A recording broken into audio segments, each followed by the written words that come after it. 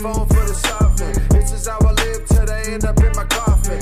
All right, guys, welcome back to Red Top Report. We got another special guest, the creator of the Traditional Catholic Men Instagram page, Daniel Vu. Thanks for coming on the show, Daniel. It's great to see you on here right now. How are you? I'm doing good. I really appreciate the opportunity to be on here, especially after, I think a while back, I saw Joe Gallagher's introduction video to Red Top Report where he was saying that let's stop paying attention to all like the negative news cycle feeds, be it mainstream media or even within Catholic media, dare I say, and focus on taking action. And I couldn't help but think, finally, someone in Catholic media that finally said that, because that's what I'm all about when it comes to being a Catholic man, because as St. Paul said, faith without works is dead. And that's what we need to be doing, is not just having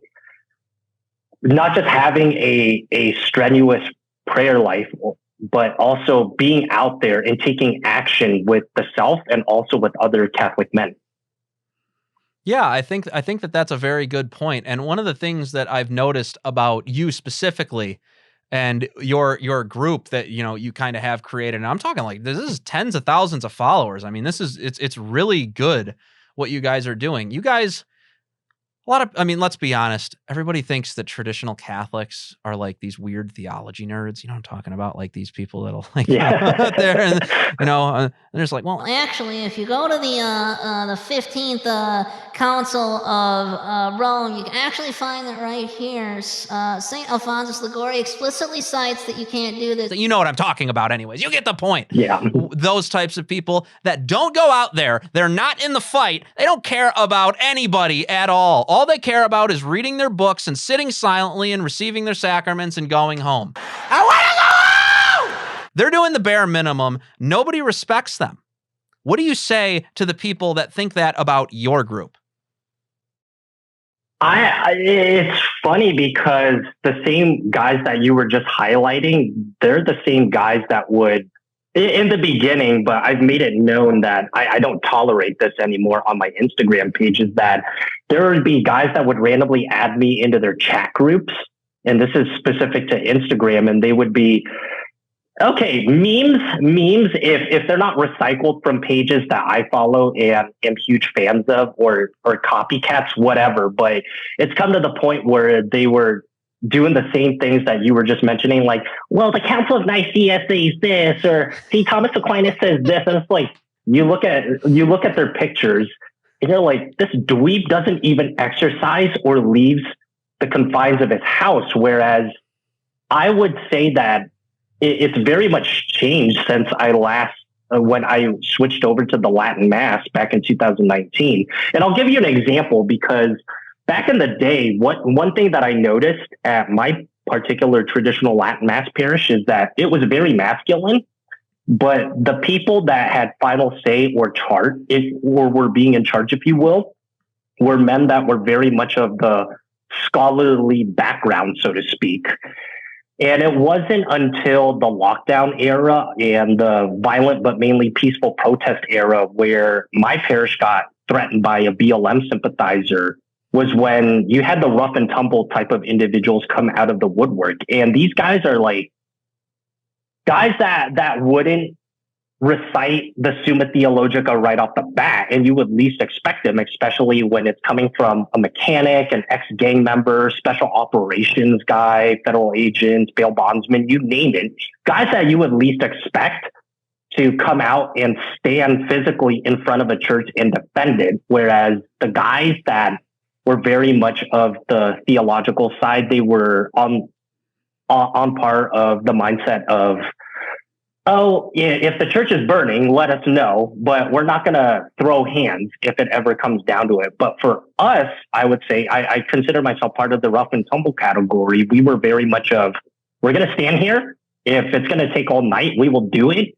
But God forbid anybody trying to tag the church, throw rocks to destroy the stained glass windows. We were not going to let that happen. Good, because men shouldn't tolerate that.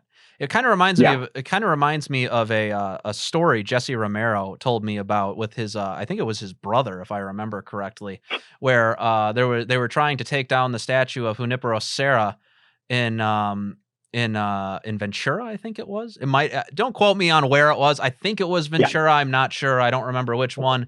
He went out there and he stood in front of that thing and faced off. Him and I think 2 other guys faced off with like 15 Antifa members and flat out said, "You are not coming forward any further. We're not moving. You're not doing this. And if you do lay your hands on us, you know, they're sitting there. They're praying the rosaries. They're sitting there. They're praying the rosaries and they're warning them to stay back." All throughout it. And because of that, Antifa wound up not tearing down that statue. And to be perfectly honest with you, I think of all the Catholic commentators out there that are on the internet, I would have to say that Jesse Romero, to me, really strikes me as probably the best example of Catholic masculinity alive today. I respect that man a whole bunch. And I also respect what you guys are doing. And I can tell you why that is. You guys aren't simply sitting inside and reading your theology books. I've noticed that. And there's the critics that say that the traditional Catholic men are, you know, we have this joke at Church Militant we call the modernist church the Church of Nice, right? Well, I came up with my own terminology in an article I wrote a while back complaining about the way some of these more, as you said, scholarly trads act. And what we did was, and what I called them was the Church of Nerds. Right? Oh, man. The Church of Nerds has got to go. It's got to go. And you guys are part of that solution because as far as I can understand it, you guys aren't just sitting inside and saying your prayers. You're going out and you're praying and you're standing for the faith. Am I right about that? I would say so. I know that I personally have a lot to work on, especially when it comes to moral courage, because it's always a work in progress. Same with everybody else. And to backtrack to what you were saying about Antifa versus the token number of guys with that St. Junipero Serra statue, one of the co-organizers, Sergio of JMJ Cat 3, the co-organizers of the Men's Rosary March, he was there that day too. And he could speak from firsthand experience. It was very much against all odds. And I think that when you take a stand for the faith, be it standing in front of a church, standing in front of the statue of a saint, be it marching around, when you plant your foot on the ground and you say that we're not going to back down, it definitely can make a change. And I think that, for example, even within California, when you do those small little acts, it has a huge impact in the end because men stop being afraid. And when men stop being afraid, Catholics overall stop being afraid. And an example of that is when we were doing our very first Rosary March 2 years ago. This was in 2021. At the time, you had to wear a mask outdoors, whether you liked it or not. And our first march, we were just like, we're not gonna force anyone to wear a mask. That's your own personal choice. Although I have my personal opinions if you do show up looking like that, unless you have a legitimate reason. But we're going to get out there and all we're doing is praying. It's not like we're going to go out and purposely sneeze on anybody or spit on anybody. We're just getting out there and showing that we're going to practice our faith and that we put our trust and confidence in God instead of whatever Dr. Fauci had to say at the time. Right. And the most amusing thing was that as part of the route, we were walking ironically past this Catholic pantry that was part of the location where we were marching. And I didn't hear about it until after the fact, but a couple of the guys that were participating were saying that they heard the volunteers at the food pantry. They were saying, hey, put your mask on because you guys are going to spread COVID with whatever dumb variant there was out there. And frankly, none of us really paid attention to it because we were just so focused in prayer at the time while marching past this food pantry. But a couple months later, when we returned, and this time instead of having just 24 guys, we had over 55 men show up. to the same location, these people, they immediately changed their tone after they saw our group walk around. Instead of saying, hey, you should put a face diaper on, they were very much saying comments along the lines of, whoa, this group has changed in terms of numbers and they're louder than before. You know what? We're going to stay out of their way. And there's that old saying, if you can't beat them, join them.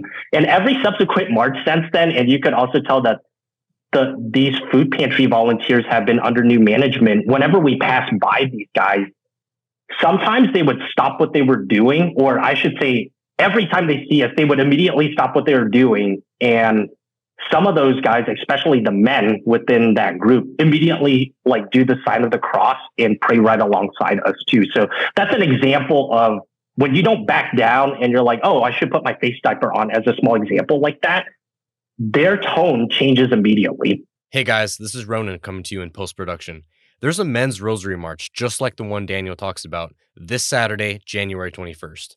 If you're in SoCal, go check it out.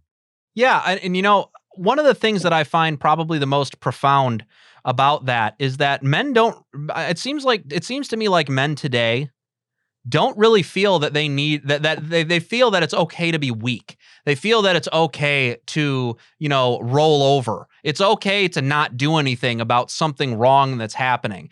And you know, there's a very important element to Catholic masculinity where that when you're encountering injustice, you are not supposed to take that sitting down, right? You know, there's action demanded from you as a matter of duty on rectifying that injustice if somebody else is not already doing it. And if that person is failing, should you not help them, you know, rectify this injustice? Injustice is naturally supposed to make us angry because it's unnatural. It's not the way things are supposed to be. So, you know, when you guys are going out there and you're doing these rosary marches, it's almost an act of defiance against the modern world that we're living in right now. Because one of the things that I'm noticing these days is that people are spending more time idolizing athletes and celebrities and, you know, pick whatever group of degenerates exist in this country instead of, you know, people who are actually excellent, heroic, and strong like the saints. So what do you think about the current state of masculinity in the Western world, and what do you think the prescription to solving it would be? I think that not only is it being bashed via terminology such as toxic masculinity, but I also think that lately with figures such as Andrew Tate coming out, it's becoming distorted. You certainly shouldn't be afraid to be a defender, guardian, and protector of your soul, your chastity, your family, and to an extent, the community that surround you. Now, do I think that you should become promiscuous and own 33 Bugattis? No, that's not Catholic. No. At all. And it's ironic that I do see a lot of specifically Gen Z guys, and I don't blame them, turning towards guys such as Andrew Tate as an example of masculinity, unfortunately, because after all, he is out there. He has what a lot of guys wish for, be it Bugattis, having no problem whatsoever getting with women. But there's things that you just simply cannot stand with, such as, again, like I said, being materialistic, getting promiscuous, because we already know the consequences of what that entails, not just on the spiritual side, but also on the practical side. Because at the end of the day, remember, you will die, memento mori. Where is that all going to go? And how will you answer to God at the end of the day? So the solution is really examining yourself hard. Are you just paying attention to the latest news cycles that come out of Catholic media pages or even mainstream media pages? Or are you waking up, doing the sign of the cross and doing your devotionals? Are you praying the rosary? Are you doing a small little act of mortification, be it take a cold shower? What else are you doing to actually better yourself as a Catholic man? Are you meeting other like-minded men? Are you doing your best to better not just yourself, but each other? I'll give you an example. My parish, on an unofficial basis, And on a weekly, I should say too, basis, on Tuesdays, we would go out and we would spar each other, do light boxing. Sometimes some of us do awesome. get hurt. I got sent to the hospital once as a result of that. But you really toughen yourself physically, and you know where you will stand if you were to get into, God forbid, a physical altercation. Right. And on Thursdays, we also gather, just guys only, be it in the backyard of some guy or in suit and tie at a parishioner-owned restaurant. And we sit down, have a meal together like brothers, and talk stop. Sometimes we'll talk about philosophy, theology, or ask open-ended questions. Some of us will play devil's advocate. So you're not just sharpening the body, but also the mind. And that's how you become a well-rounded Catholic individual. And that also prevents the extremes of meathead or church of nerds. You can't really be either extreme. You have to be in the middle and take a well-rounded approach in order to become the solution to the problem. Yeah, I think you're right too, and it kind of harkens back to the church's historical answers to these and calls to masculinity. I think a great example would be the military orders that used to exist within the Catholic Church. You know, you had the Knights, you had the Knights Templar, you had the Knights Hospitaller, you had the Knights of Malta, later the Knights of St. John. All these different groups. You had you also had the Knights of the Holy Sepulchre. I mean, I'm just giving you an example. These are all military orders, and part of their vocation was heavy physical training. It was being being strong, mastering your craft, and that craft just so happened to be the protection of Christians, and Christianity and Christendom. And a lot of those men truly did uphold those values to the highest level.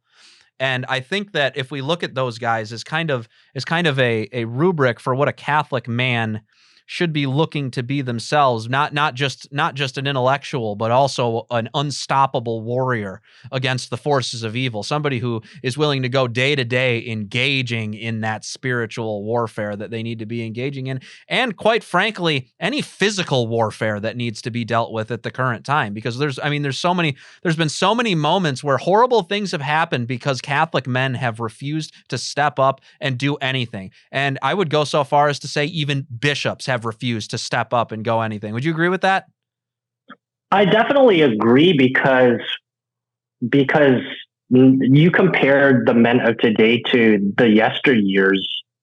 Frankly, overall, it's a weak state of mind and heart, and also just having moral courage. So, for example, going back to the violent but mainly peaceful era, protests in 2020, there were countless of guys that were willing to stand out front, be it a church, a statue, and say, no, you are not going to deface this place. We're not going to let that happen. And in the states where you could openly carry, there were definitely men that were out there. And here you have these keyboard warriors saying, well, you're going to make us look like extremists. Oh, you're just another patent of Islam because now there's a guy walking around with an AR-15 and plate carrier around his church and making us all look bad. But I would refute and say, okay, if that's the case, then would you say that to the Crusaders? Would you also say that to the Cristeros?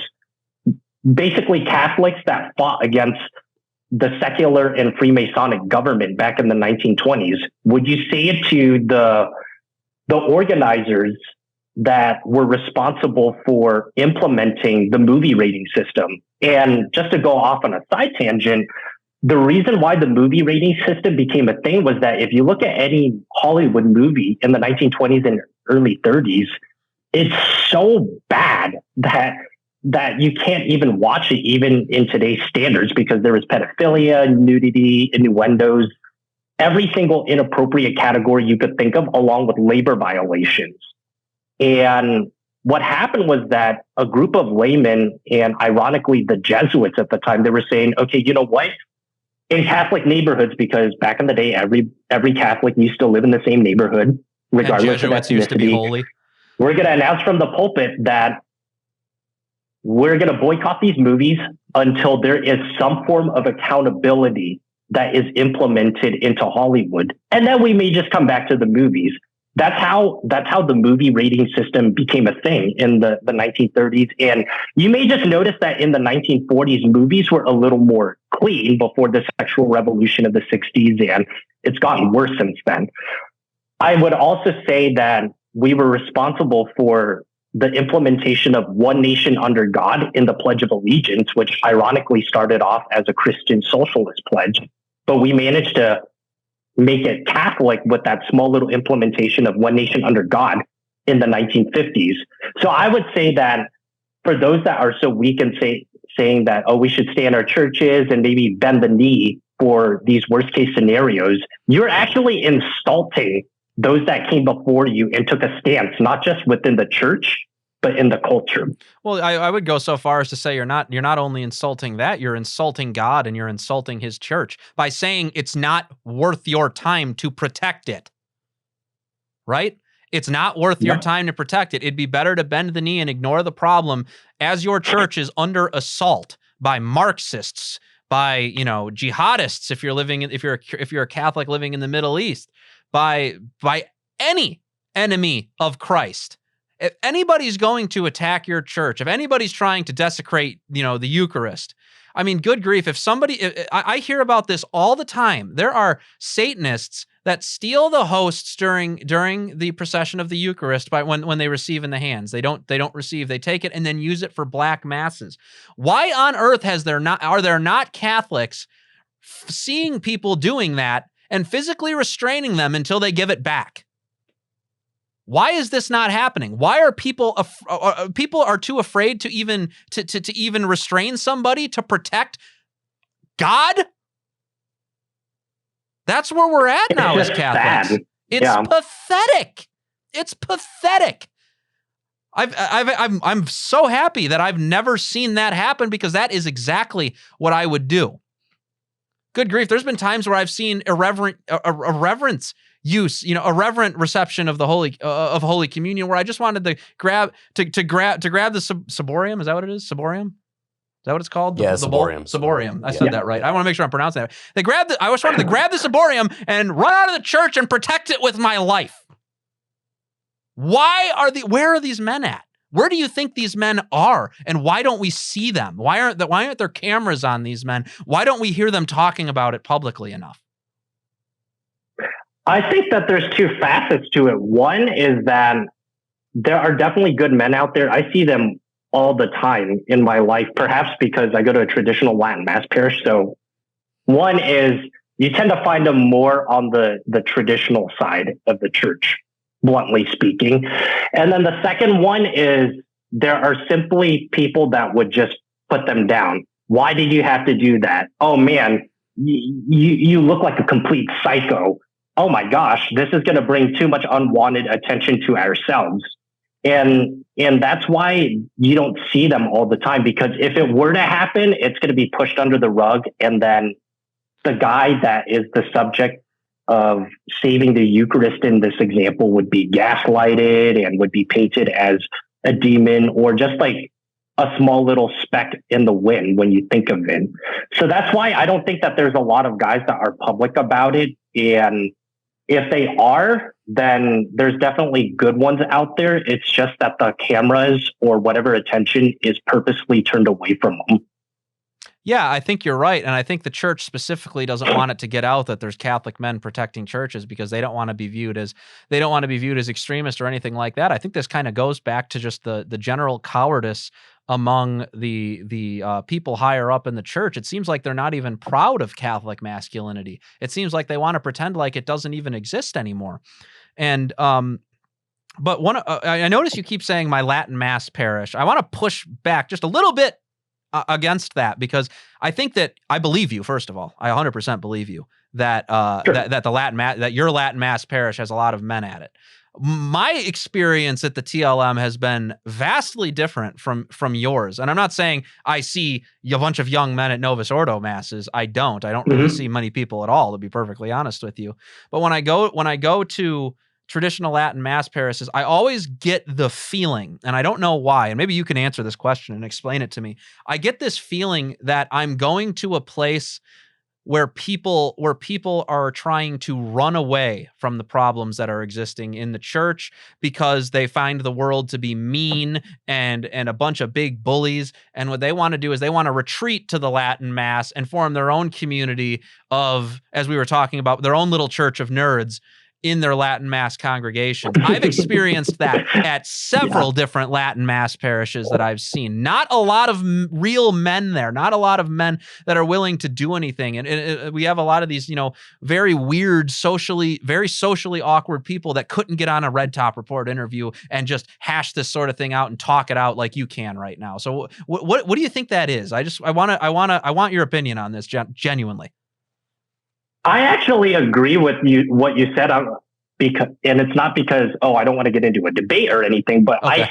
I absolutely agree with you, because I only could think of 3 Latin mass parishes, including mine, where it's an example of manliness right there. And, I'm not going to name parishes that I've been to where I've seen the same problem, but I think that I'm sure you've heard of this cycle where it's like hard times create strong men create good times create weak men, and weak men create hard times. Yep. When you go to these parishes, I don't think that, generally speaking, and I'm not saying that every parish should purposely put themselves through a period of pain and suffering, but I think that these parishes haven't gone through the turmoil that the rest of the world experiences.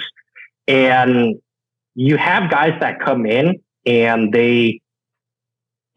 God forbid, they just want to talk about philosophy for 3 hours in a coffee shop after mass, which I've experienced firsthand at one point.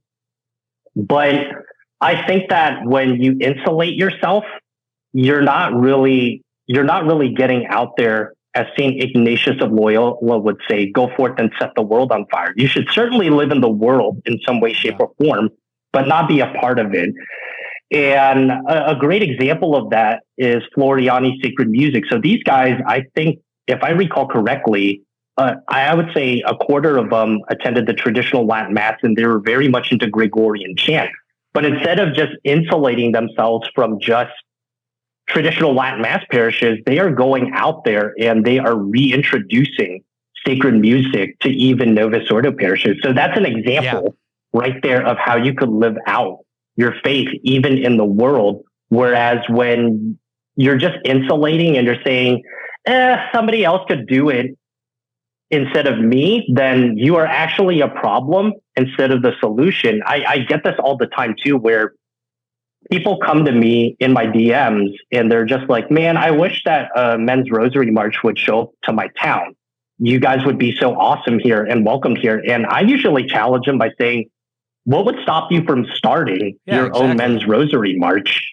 It's not difficult to go out to a public street and just start praying. Now, if you're going to tell me that, I need to get permission from my bishop, I need to get permission from the city to pray the rosary in public? Yeah, like, in my 2 decades of living on this earth, I've never asked permission to pray the rosary in public. And then in the United States of America specifically, in a public street, you are protected by the First Amendment, which also unintentionally answers the question of, do I ever get permits for the Men's Rosary March? The answer is no, because we are protected by the First Amendment. It's a public street, for crying out loud. And you could do whatever you please.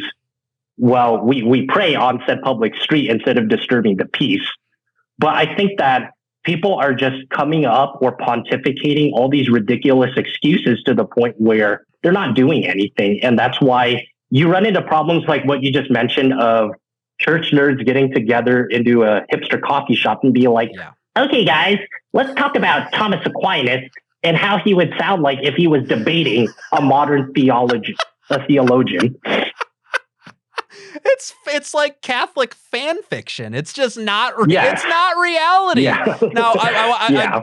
I do want to wrap this up because I know we only got so much time. But no, Yeah. What? So where can we find you? This is great. I'm glad to see that you're like, oh, there's a real man out there that's telling people you need to get off your butts and you need to do something. And if you just wish all this stuff was going on in your parish, you know what? Why aren't you the one starting it? That's a great attitude to have. It's a very masculine attitude to have. And we're trying to cultivate men here at Red Top Report. So where can we find Tradcat Men? Where can we find them on Instagram? So on Instagram, all you have to do is type in Tradcat Men, and I should be either the first or second to pop up in the results, because I think by the grace of God, I haven't been shadow banned too severely just yet. So that's the first part. I may just launch a Twitter in the near future. We'll see about that. And then if you want any apparel, you just click on the link in the bio on my Instagram page, tradcatmen.com, and that's where you can buy it. But on Instagram, it's just Tradcatmen, TradCatmen, Tradcatmen. Cool. Thank you so much for coming on, Daniel. It was great having you. And we'll be seeing you on social media, I think, in the future. So we really do appreciate you coming on. We really do. Yeah. All right, guys, that's all we have for today's Red Top. Remember, as I've always said, at the end of every single video, you need to give us your money because we need to make money and we need to do this show right. Good morning, everyone. Would you be so kind as to give me all your money? Certainly, sir.